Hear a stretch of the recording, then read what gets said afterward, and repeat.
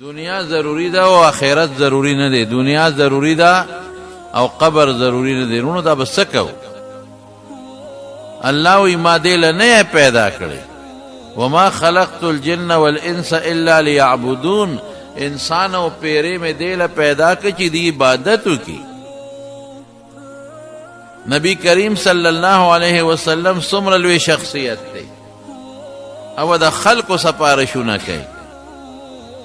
شفاعتی لأهل الكبائر من امتی، غټو گناهونو والا له سپارش کوي او شفاعت بکئی، لیکن عبادت سو نہ کئی.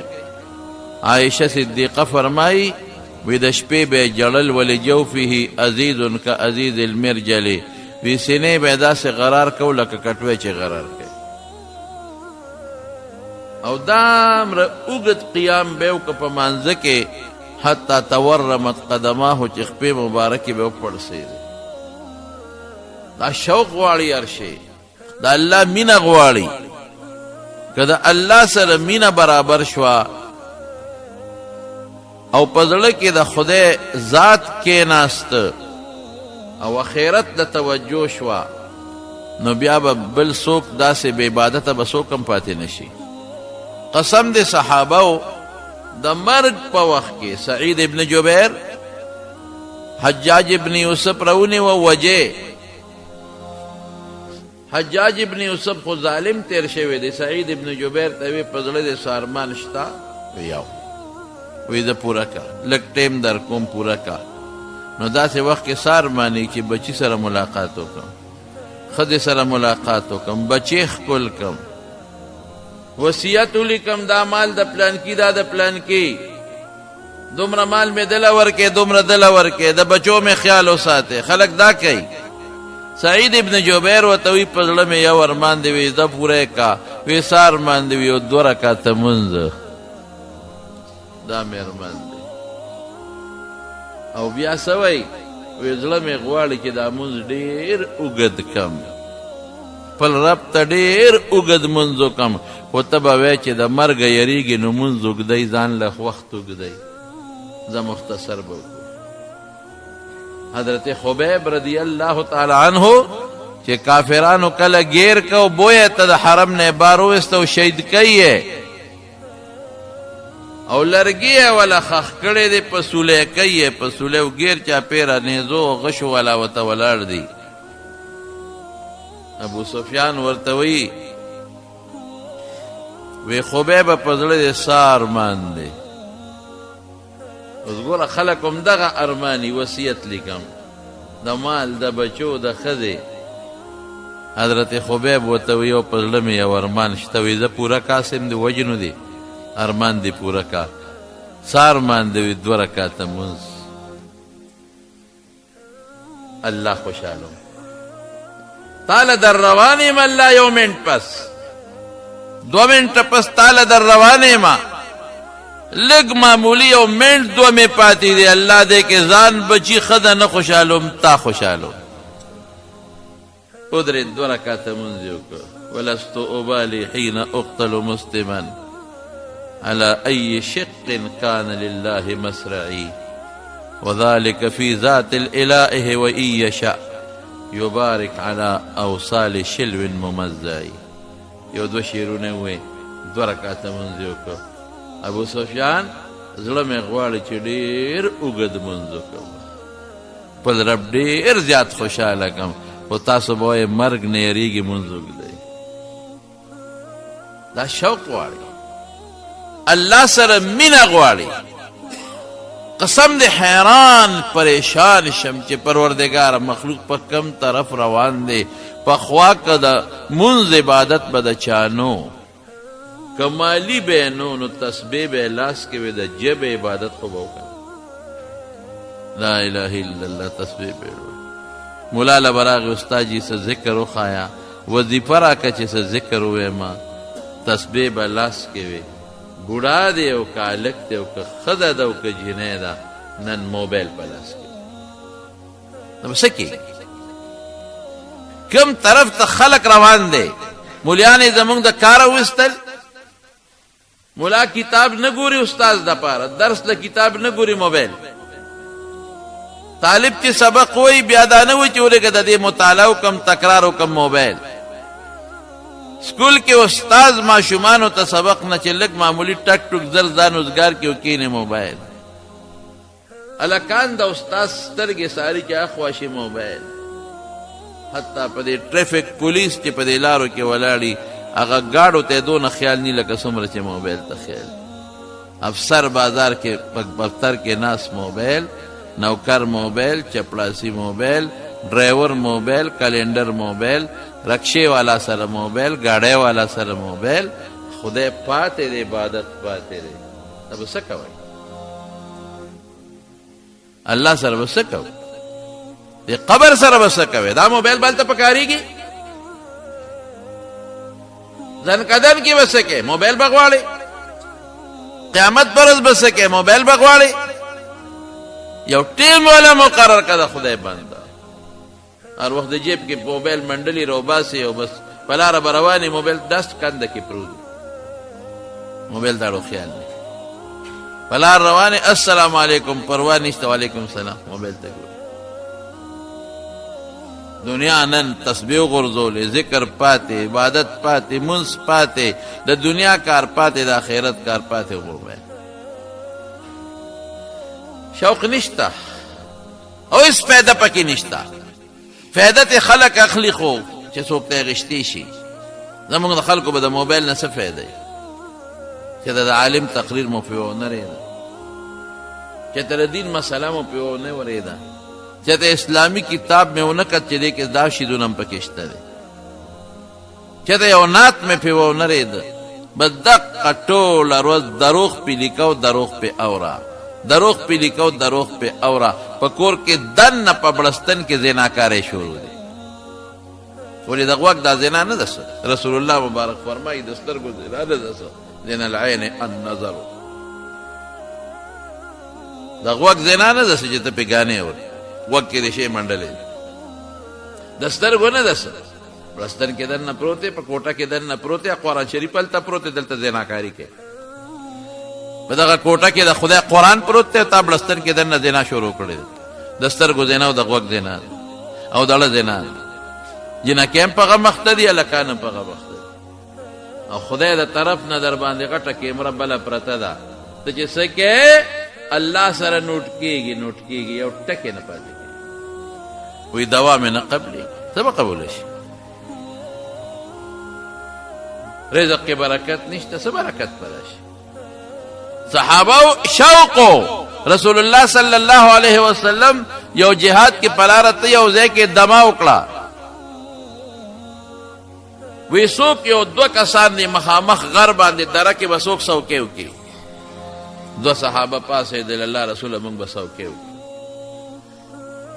دواړه لاړل د شپې په دره کې ودرېدل او صحابه بیغم ودې دي رسول الله مبارک بیغم ودې شو ولې سوکې کېږي اتفاق د ګوره نبی علیہ السلام مبارک خدا برکت خاوندو د کشف خاوندو د معجزات خاوندو دا یو دی بل مرګري ته ویل کدا سه وکړو چې دواړه بس ویخیو زد نیمه شپه به زه سوکې وکړم ته سملا نیمه شپه پس به تارا پاسو مته به سوکې کې زه به سملم ډېره ښه دا یو ملګری سملاست او دا بل دی درې ته مخامخ ودرېده او ایسته باسې ویښې ما راشه مونځ باندې ولې نه ودرېږي په مانځه ودرېده ملګري ودرېد او دی په مانځه ودرېد الله اکبر چې په مانځه ودرېد دشمن یقینا که دا نوی دشمن را روانو صحابه به ملاستو دشمن به پلیغ راغلی دشمن چې هغه دی نو کتل په شک کې دی چې دا سړی دی که څه ونه مونه ده څه شی دی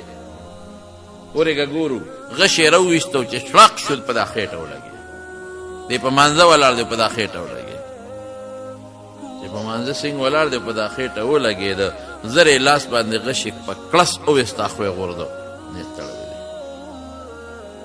هغه دوباره هغه وې ګنې ونه لګېد شپه ده چې شلق شو په بل غشي وویسته دی بیا ولګېد چې بیا ولګېد کچې ورکه چکې ورکه غشی خوا غورځو بیا نیت وتړه نیت خو تړلی دی لاس یې بیا برابر که هغه سړی سوچ وکړه چې سړی جوړو نه لګېد، بل غشی پې رسا کړه چې شړق شو بیا ولګېد، غشي د پاسه غشي، غشي د پاسه غشي، او دی په لاس چک ورکوي غورځوي او خپل منځ جاري ساتي. او چې کله تی وینه د دنیا لاړه وبېده نو پوه شو، نو یو صورت یې شروع کړی، صورت کهف، هغې خلاص که زر یې مونځ وکړه، ملګري راویښ که ته وګوره هلکه څوک دي او په مونږ غزارونه کوي. هلکه دا ولې یه د خدای بنده وختي دې ولې نه پاسولم؟ وی سوره کهف مې شروع کړی و، د الله د قرآن صورت خوند یې نه راکو چې په نیمه کې پرېږدم او مونځ زر خلاص کم او تا راباسم، خوند یې نه راکو. ملګری پاڅېد په هغه دشمن یې د غشي یو څو غزارونه وکړل. دشمن پوه شو چې څوکۍ مضبوطه ده، کسان ولاړ دي، دشمن وتمبېد لاړ. دې ته عبادت وایي، دې ته شوق وایي، دې ته د الله مینه وایي، دې ته د الله محبت وایي. هلکه وایي مونږ که دا عبادت کوو، دا ډوډۍ سره به څه کوو، دا کاروبار سره به څه کوو، دې دکان سره به څه کوو، دې پټي سره به څه کوو؟ قسم په خدای دا ټول د صحابه وو، دغه م سنبالول عبادت یې کوو، پټي م سنبالول عبادت یې کوو، رزق یې ګټه عبادت یې کوو، دکاندارۍ م کولې، تجارتونه م کول، عبادت م کوو. ستا به څه تجارتي؟ حرام به 100 روپۍ وګټې، تجارت کومول خېټه ده. تا څه تجارت دی؟ تجارت حضرت امام ابو حنیفه کوو رحمت الله علیه، دا تجارت دی. او عبادت یې څنګه عبادت کوو؟ رمضان کې صرف د شپې به یو شپې ته ختمونه کوو، یو ختم به په تراوو کې کوو، په 13 یا په یو کم 13 کې. او چې تراوو نه به اوزګار شو، 2 رکعاتو نفل نیت به وتړه، په 2 رکعاتو کې به 2 ځله قرآن شریف ختمه. دې ته عبادت وایي. دروازې درسونه دي لګیا دي، طالبان ورسره ناست دي، درسونه دي، 50 او 40 کسان علما ناست دي. د دې ټولو روټۍ، د دې ټولو د کور خرچه، د بچو خرچه، د دې جامې، دا به ټول امام ابو حنیفه رحمت الله علیه پوره کول. تجارت هم کوي، لګیا دی، زبردست تجارت کوي، شاگردانو باندې هم روټۍ خوري، تجارت هم کوي، عبادت هم کوي، درس هم خوري. او په خپل وخت کې د قرآن شریف نه 12.5 لکه مسلې رستی دي. او دا زما به څه پیسې او ستا به څه پیسې چې کله وفات شو په خزانه کې 56 کروڑ ډالر پراته، 56 کروڑ ډالر پاتې شو، درهم. هغه زمانه کې و درهم وي، تقریبا د ډالر برابر خو بنی دی زمانه کې کم وي، خو 56 کروڑ درهم پراته دي.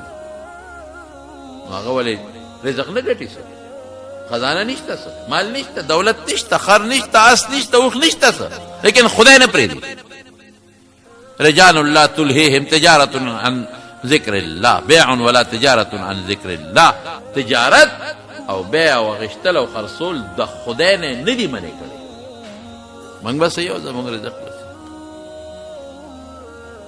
نو الله راضي کې پته د ژوند نه لګي، کله مرو هغه کارو کې د جب عبادت کول شي، اس وخت په نه لګي، په لاره چې ذکر کوه لا اله الا الله، درود شریف وایي، د جب عبادت، د لاس عبادت، تسبیح پیړاو، د سترګو عبادت قرآن شریف ته دی ګوره، د غوږ عبادت، په دا موبایل قرآن واوره کنه، نیک بخته په دې د علماو بیانونه واوره کنه. د غوږ عبادت ولې نه ګټي چې د غوږ زنا پې ګټي؟ تلاوت پې واوره، تلاوت ته پې وګوره کنه چې سترګو زنا پې ګټي، سترګو عبادت ولې نه کوي؟ خدای بنده کوم طرف ته روان دی؟ مالی عبادت وکړه، پیسې د سره جماعت کې ورکا، مدرسه کې ورکا، ګاونډي له ورکا، غریب له ورکا، محتاج له ورکا، دا مالی عبادت شو. د عبادتونو خوشته. امام احمد ابن حنبل رحمت الله علیه په ګاونډ کې لوور اوسېده،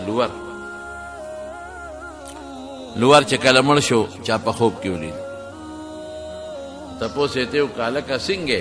ویې زه خو خدای پاک وبخلم، یو باغ کې روان دی، چمن کې ګرځي را ګرځي، وی دې چمن ته نه ګورې، دې باغ کې الله وبخلم. او عجیبه دا ده چې په دنیا کې هم د احمد ابن حنبل ګاونډي وم، او چې ویې بخلم یا هغه احمد له ورځه په جنت کې هم خدای د هغه ګاونډي کړ. دا سړی چې خوب نه پاسېد په زړه کې سوچ کې پرېوت چې احمد ابن حنبل خو ځان له لشین کړی دی په عبادت د مفتو کې لوار صاحب لاړ او د هغه ګاونډي دی احمد ابن حنبل رحمت الله علیه خو شپه ورځ درسونه کړي دي د رسول الله مبارک 6 لکه احادیث یاد کړي دي 6 لاک د قرآن حافظ درس اجتهاد استنباط عبادتونه د څنګه هغه خواله رسی نو لاړ د ښځې نه یې وله تپوس وکړه دروازې وویله ښځه ورته لار دروازې ته شوه یاره وي ستا خاوند ما ډېر ښه په خوب کې ولید په جنت کې او راته یې ده وي چې د احمد ابن حنبل ګاونډي مغه سره یو ځای ما ستا دې خاوند څه کول وی ده خو څه داسې څه نه دي کړی وی نه څه داسې عمل چې ممتاز عملي ما ته ووایه څه یې کړي وی نور خو څه نه دي خو 2 کار یې کړي یو یې دا کړي دي چې سټک به ورسره لاس کې و سندان باندې به یې اوسپنه واله خو چې بانګ به وویل شو الله اکبر سټک به یې پرېښود وی ما ته د الله د طرف نه اواز وشو جومات ته حتی چې سټک به اوچت کړی او را براو به او بانګ به وویل شو نو سټک به بیا اوس پهله نه براو دقسې به سټک اخوا کېښود نه به یې را براو حالانکې برولو کې څه راځي اخوا به یې وی نه بس دغه زما وخت اوس د خدای وخت شروع شو ما ته د الله د طرف نه اواز کوونکي اواز وکړه حي على الصلاة منزل حي على الفلاح الا راشه چې کامیابی حاصله کړي راشه شاله ما ته اواز وشو الله اکبر دی الله ډېر لوی ذات دی دې ذات له ورتلل پکار دی نو یو به دقه چل کو چې ځان به منزل رساو بانګ سره به جومات ته ته تکبیر اولا یې نه دی پرېښی هغې له به یې خامخا ځان رساو یو یې دا چل دویم د شپې به مونږ کله په اوړي کې په کوټه ملاستو احمد ابن حنبل به هم کله راوخت خپل عبادت به یې کوو نو چې دی به په ډډه واوړېد راویښ به شو نو احمد ابن حنبل خو زمونږ ګاونډي په منځه به ولاړو نو زما دې خاوند به یا الله ډېر خوند کوي که د شپې دا مونځ ډېر خوند کوي خدایا بچي دې را په غاړه کړي دي ښځه مې په غاړه ده پروردګاره ملا مې ډېره درنه ده نو څوک شته نه ده ګټې الله څوک څوک نشته چې ماله وګټي که دا ملا مې لږه سپکه وه نو ما به اوس د شپې دقسې تا ته عبادت کړو لکه زما دا ګاونډي دا احمد ابن حنبل مولوي صاحب ما به م الله داسې کړي څوک م الله ټوله ورځ سټک وم لاس مې ستړي خپې مې ستړي نشم پاسېدی لږه ملا سپکه وه نو ما به الله دغسې تر ادا کړی وې دغسې عبادت به مې کړی وې لکه څنګه چې زما دا ګاونډي احمد ابن حنبل کوي د هغه د عبادت ارمان یې کړی د عبادت یې نه دی کړی د عبادت ارمان یې کړی خدای پاک کم دی ته اوس لوور دی رب العالمین یې دا جنت کې د احمد ابن حنبل ګاونډ ته رسوي د مړونو په عبادت الله خوشحالیږي عبادت وکړئ د ژبې وکړئ د سترګو کې د غوږو کې د لاسو کې د خپو کې د مالو کې د پیسې وکړئ خو عبادت وکړئ الله راضي کې او که داسې دې ونه کړل او کله قبر ته لاړې بیا به څه کې رب العالمین به بیا تپوس کوي که نه خدای وملېږه دنیا ته ما مال نو در کړی الله را کړی څه دې وکړل او ډېر زیات کړی مې دی تا چې څونه را کړی رب العالمین هغې نه مې مال زیات کړی دی او چې زه راتلم خیرات ته نو ډېر زیات مې پرېښی دی ما پرېږده چې لاړ شم ټول دله راوړم کدو ټول دله راوړم هغې سر خوړلی دی نه دی هغه ځمکه شته او نه دی هغه کور شته او نه دی کارخانه شته نه دی هغه غر شته او نه دی هغه چمن شته هېڅ دیم نشته ته نه خبر الله به وایي اریني ما قدمته وښایه څه دې مخکې رالیږلي اریني ما قدمته څه دې مخکې لیږلي دي راوړه شاته پرېږده چې ما ډېر کړی کافر نه به رب العالمین تپوس وکړي وی وایه که نه عذاب کې چې واچئ وی که دا ځمکه ټوله ستا وې او دا د سرو زرو ډکه وې او ما لږ عذاب درته نن معاف کولی لږ لږ لږ او دا ټوله ځمکه د سرو دې راکوله که نه؟ وی بلکل مې دله درکول. وی بنده ډېر معمولي شی مې دنه غوښتی، ډېر پوټی شی مې دنه غوښتی و، کلمه شهادت او ایمان ادلته قبول نه کړي.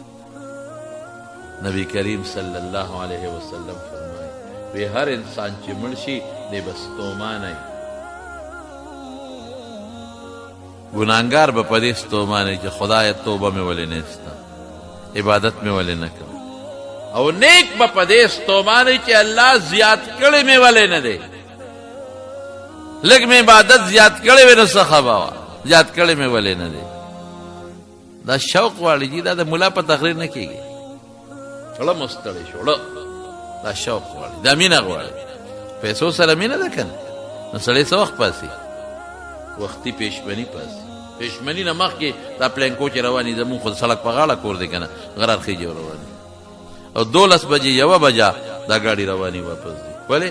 هلته دوکان سره مینه شی خرابېږي، پوه نه. او چې کله دی اوبه خوري د شپې په 2 بجې خوب درځي، اوبه خور دی که نه څوک بیا خوب نه درځي. هغې سره مینه ده، محبت دی، شوق دی.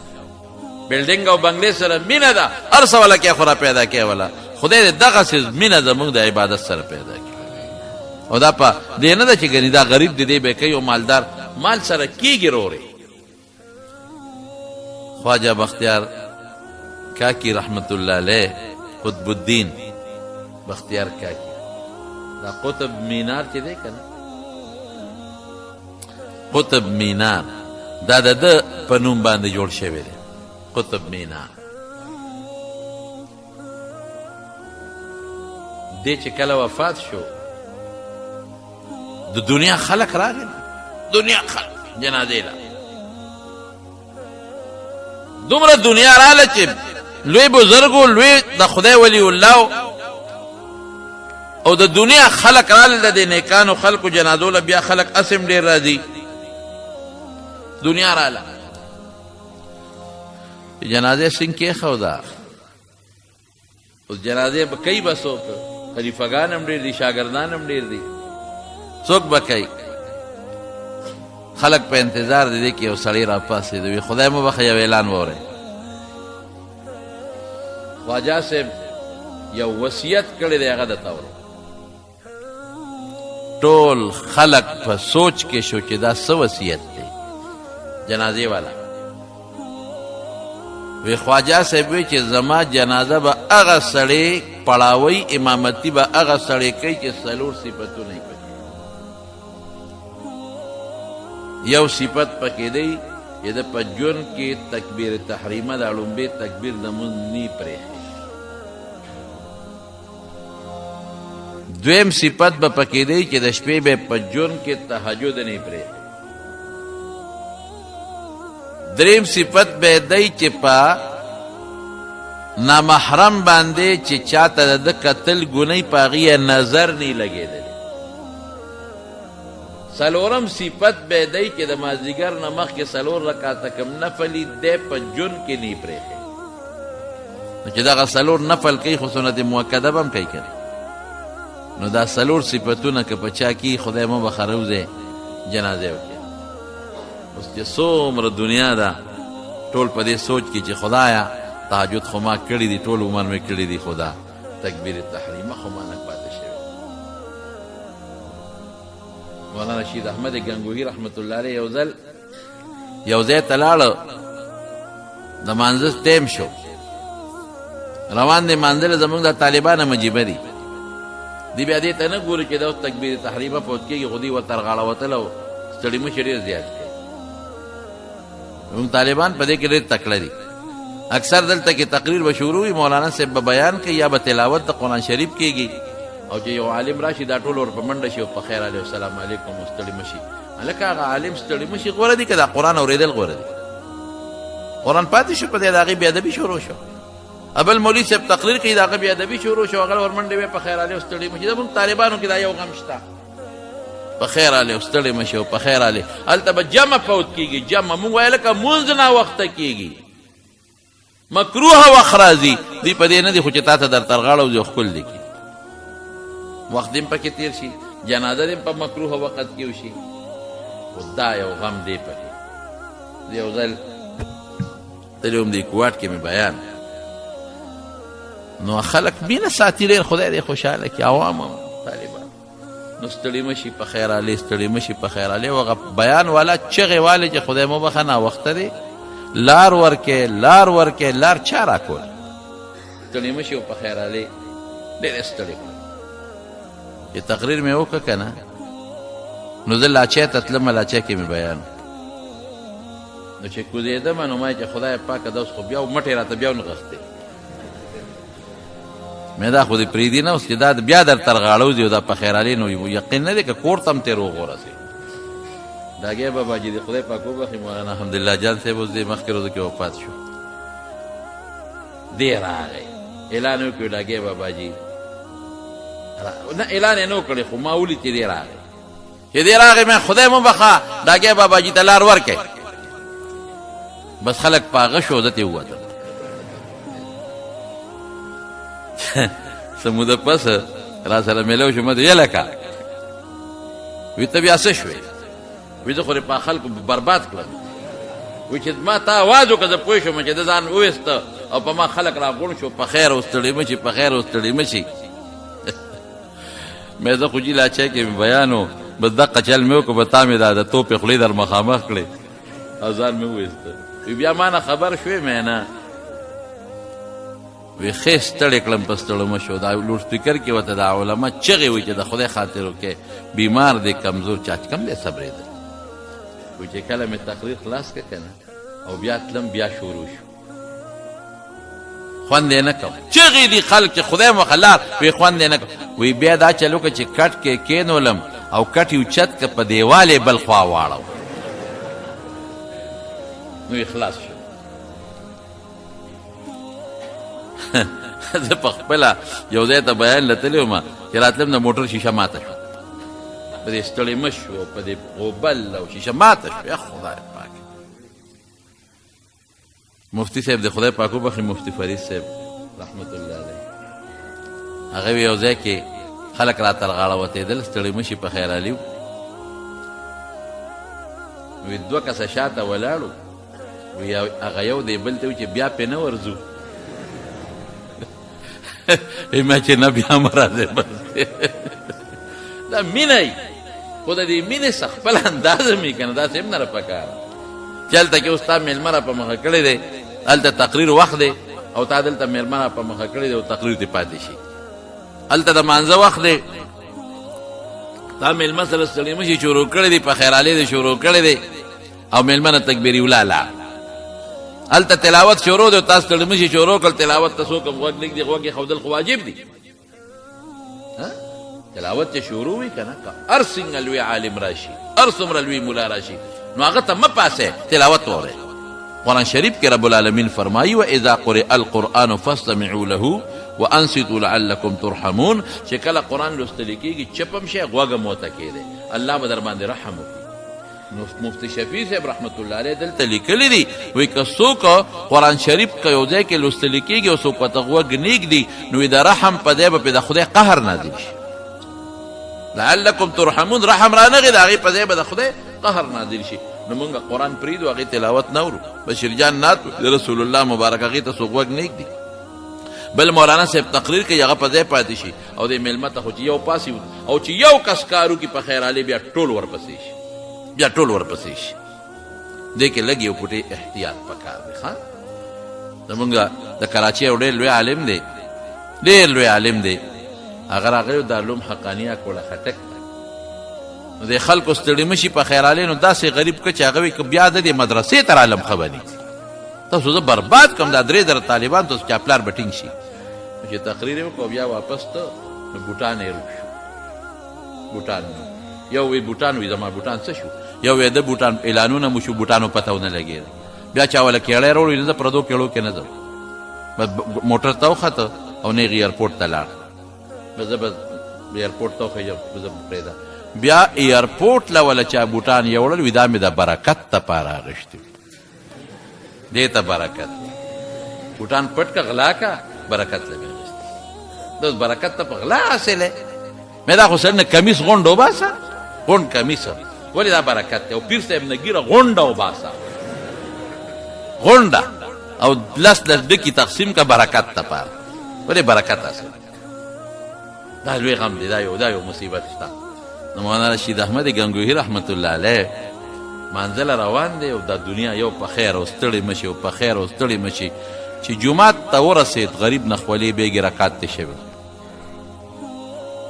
منځ نه پس خلکو ته وی مالم زبردست کار وکړه. وی 36 کاله پس په لومبي ځل مانه تکبیر اولا فوت شو. 36 سال پس 36 کاله پس تکبیر اولا د ستړی مشو د الله تعالی برباد شو. خبر اثر وکړ که بد مر اثر وکړ. دا شوق غواړي، مینه غواړي. نو اعلان دا وشو چې دا څلور صفتونه په چا کې د خواجه قطب الدین بختیار کاکی رحمت الله علیه جنازه باغه کوي. دومره د خلکو مینه د بادشاہ قطب مینار په انډیا کې جوړ کړی دی. قطب مینار تاسو به نوم اورېدلی، او قطب مینار څنګه مینار دی مونږ لیدلی نه دی خو اورېدلی مو دي. شیخ صاحب د خدای پاک وبخښي هغه به فرمایل وی قطب مینار باندې د لاندې نه سره پورې او د بره سر نه لاندې پورې قرآن شریف ټول په لیکلو ختم کړی. دونه د بادشاهانو محبت او مینه ورسره. نو خلک به جنازه کې څومره چې دا څلور صفتونه په چا کې ابه جنازه کوي. خلک غلی دي، سناټه چاږي، بالکل خاموشي. دا به چا کې دی کې یو سړی را مخکې شو، په مخې څادر اچولې ده ور ودرېده، او چې څنګه را مخکې شو او د خواجه بختیار کاکی رحمت الله علیه مخ یې کولاو که او ورته وایي ستا کار به وشي خو موږ دې غر کړو، خلکو کې دې مشهور کړو. ستا کار به وشي، جنازه به دې وشي، موږ دې خلکو کې مشهور کړو، برباد دې کړو. جنازه چې وکړه او خلکو یې مخ وکت، د زمانې بادشاه سلطان شمس الدین التمش. سلطان شمس الدین التمش باچا دی، باچا دیتا باچا زمونږ نام باچا دی. توبه باس باچا دغه ته وایي په ژوند کې په نامحرم او غیر محرم سترګې نه دي لګېدلې، مازدیګر نفل نه دي پاتې شوی، تهجد نه دي پاتې شوی، تکبیر اولا په زندګۍ کې نه پاتې شوی. ضربه وایي یاره جي څوک نو کاروبار دی، نو څوک کاروبار دی، په شړق دی دا کاروبار ولګي، حرامو کاروبار، تندر په دا کاروبار ولګي. کم دکان چې تا نه خدای پاتې کوي، منظر نه پاتې کوي، عبادت پاتې کوي، په شړق ولګه دا دکان، دا یې نه پکاري. کم بچې چې تا نه خدای یری، خدای په شړق تندر بچې خو اسې مونږ نه غرق شو، دا دې پکاري کې دا بچي خدای قسم دې کدي پکار شي، قسم به راته وخور کدي پکار شي، خدای به دې پکاري. دا خو تلا جام دې غټې ورنو بچې راته بابا جی وای، دا خو تمه درته چې جیداد ورپسې دی، تمه ورپسې کور ورپسې دی، تمه چې غم خادیره لکې، تمه چې مال غواله غیا وروړي، بابا بابا راته کوي. او که پته وتو لګي چې بابا بس اوس پرې وته، بیا به مولا راځي جی بابا ته دوا وکا، خدای دې جوړ کې. نه نه نه جوړ نه، چې خدای په خپل فضل وکي.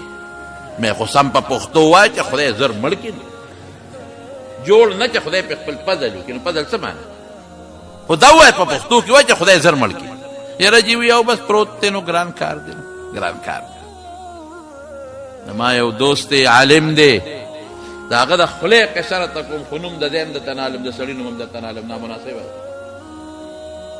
په مدرسې نه راووتم، او ډاکټر دی، ډاکټر خپله مدرسه چلوي، MBBS ډاکټر دی. وایي چې راووتم د دروازې مخې ته یو خان بابا دی، زمونږ په دې محله کې خان بابا ولاړ دی، او داسې رپي لاسونه یې رپي. ما ورمنډه کړې خان بابا ولې؟ وی بچې تبه مې ده، نمونیا وه، ګاډی را لوکه چې ما هسپتال ته ورسوي. ما زر وله ټکسي راونیوه، خو چې مې وکتل په حجره کې 3-4 ګاډي ولاړ دي، 3-4 ټکسي مې ونیوه، او دې مې پکې کېنوي، ده ته ووایه چې ما کوپېډي ته ورسوي، الارج ته، ایمرجنسي ته. ډرایور ورسو چې څه موده تېره شوه، خان بابا راغی، نو موږ ولا ما سره طالبان هم موږ ورلو چې ورګه خان بابا تپوس به وکړو. دې په کټ کې پروت و، شوګر بیمار و، خپې خوږ وه. وی قسم دی چې دا میږي پې د پاسه ګرځېدل، د پاسه. مې خان بابا دا تا باندې خو میږي ګرځي، وی شوګر مې دی، د خپه مې خوږ ده، مونږ ښه صفا کړم، پاک کړم. زه ډاکټر وم، او تلم به او پټی به مې ورته کوله، سهار او ماښام به مې وله پټی کوله. او کټوري مې راوړل کټوري د ټیکري د کټ خپو ته مې هغه کېښودل هغې کې مو ورته اوبه واچولې چې میږي نه ورخېږي مې خان بابا څنګه بل اوس خو کېره نمونیا مې د اوس هم ټیک نه خان بابا ولې دا ګاډي ته خو ما په ټیکسۍ کې ولوی چې بچې دا ګاډي ټول زما دي خو زما نصیب پکې نشته زامن مې دي څوک لوی لوی افسران په اقوام متحده کې UN کې غټ غټ افسران ټول بار دي انګین دې بار دي لوڼه په لویو خلکو وادري بار دي زما درک پک موټر ولاړ دی زما پکې قسمت نشته موټر ولاړ دی نصیب نشته وی مونږ به تلو روزانه به هم د خان بابا صفایي هم کوله خو خان بابا څوک و خبرې خان بابا داسې خان بابا و چې طبیعت یې برابر به و که نه نو مولا و طالب به ترې روغ نه پاتې کېده کنزل ستغې سپورې مدرسې پسې ملا پسې که چا به وي چې زوی مې داخل کړی دی علم پې کوم مړی یاره علم داسې زاړه یا شاده وی ډاکټرې که انجینیر یې که ته څه کې په دې بچي حفظ کوم یاره پرېږده سړیه هسې مازغه والا خرابې ښه تعلیم پې وکړه چې سم ملغلره ته جوړه شي د خان بابا کار به ده مونږ مدرسې جومات ته به راغې دا څه کوې ماشومان هم ګډوډ کړه پرېږدې چې ته سم تعلیم وکړي د دنیا د تعلیم ته دوی سم تعلیم وي ښه تعلیم او د قرآن ته دوی سم نه وي خراب تعلیم وي دا وخت ضایع کېده داسې خان بابا مونږ وله ښه خیال وساته ښه قدر هم وله وکړه ښه عزت هم وله وکړه ورتلو به او لاس پټی به مو بدلولې او لمباو به هم په حجره کې پروت و او کټورو ته اوبه برابرولې به ورته ښه د پرهیز شی به مو وله وړه و یو ځل مې دې تپوس وکړه چې خان بابا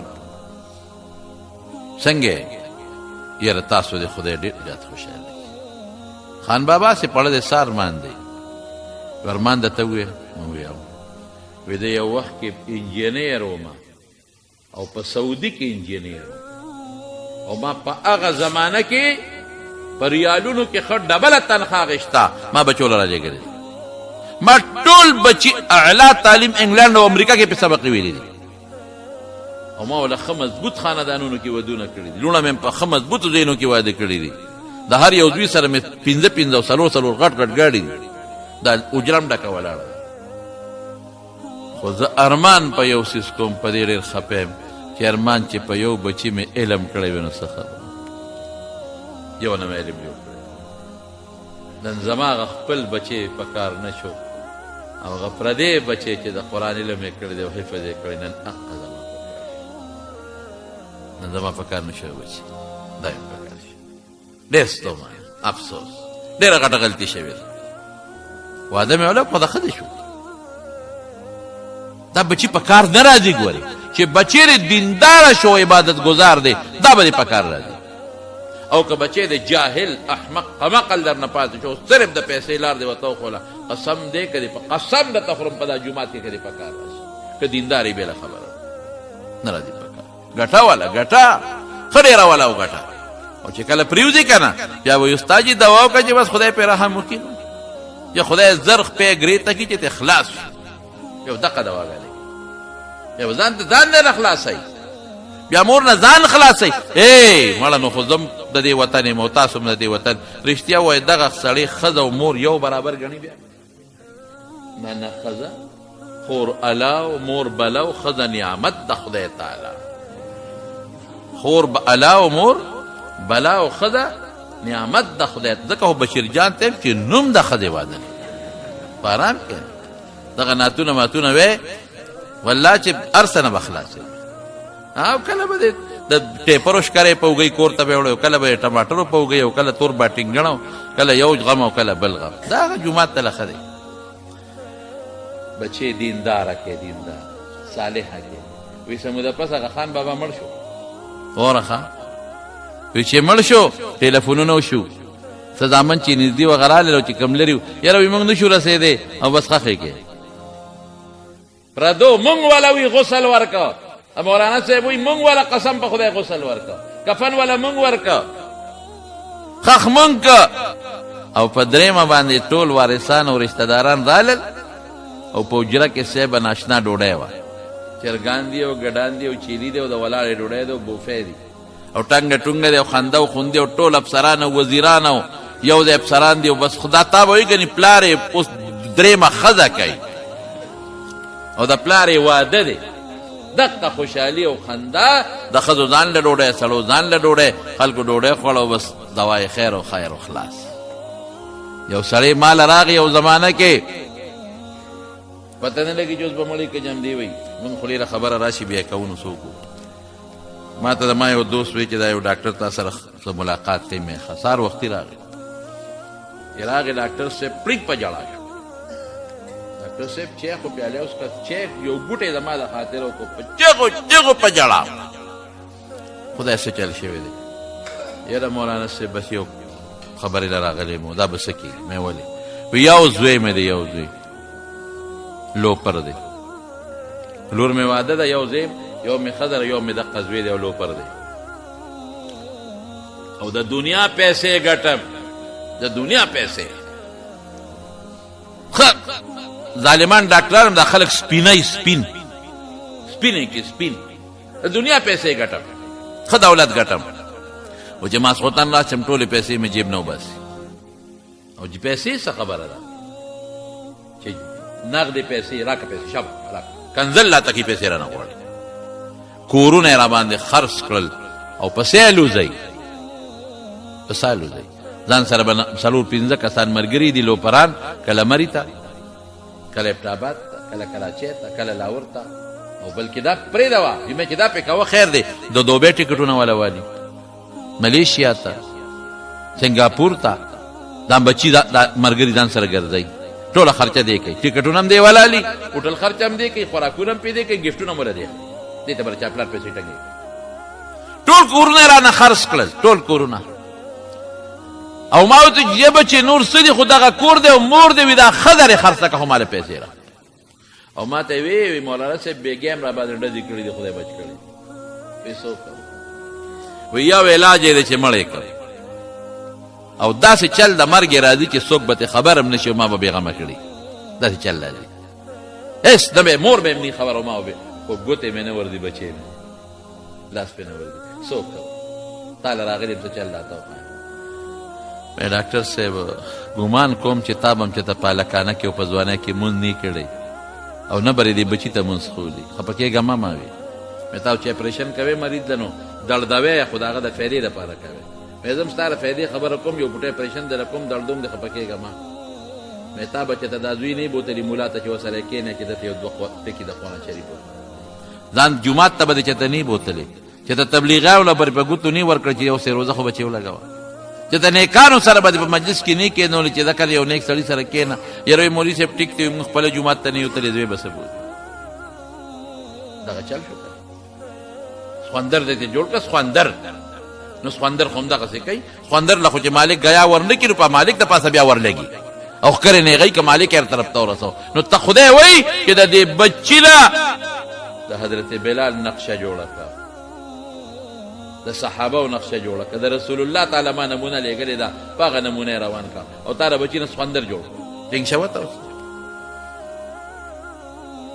زموږ دا خلک په غلط سوچ روان بس پیسر او دولت دی او پیسر او دولت دی څه به جوړی د دې پیسې او دولت نه چا لی ګټې لږ سوچ وکړه خدای بنده ته څه له پیدا دې له پیدا چې بس بچو له رزق پیدا کړو ډوډۍ پیدا کړه پیدا کوله په حلال او چې کله بالغان شي بلا ورپسې دل نه دي ګټي که نیک دی خدای به یې ورکوي که بد دی په تندر یې وړه روزي به خدای ورکوي زما وروڼو الله خوشحاله عبادت وکړئ څه له پیدا یې وما خلقت الجن والانس الا لیعبدون د لاس عبادت وکړئ تسبیح جیب کې واچوئ څومره چې دلته کې زما دوستان یې زما مقتدیان یې ما له خو چې څوک پېښور نه راځي او که د سوات نه راځي او ډېر لرې ځای نه راځي خو په مینه راځي که نه چې ما سره څوک هم دا بیان هم چې څوک اوري بیان که زنانې اوري او که نارینې اوري او که په بار ملکونو کې اوري تاسو انشاءالله ټول بدنن نفس جیب کې تسبیح اچوئ اچوئ به که خیر انشاءالله 10 روپۍ په 15 روپۍ تسبیح کېږي دا واچوئ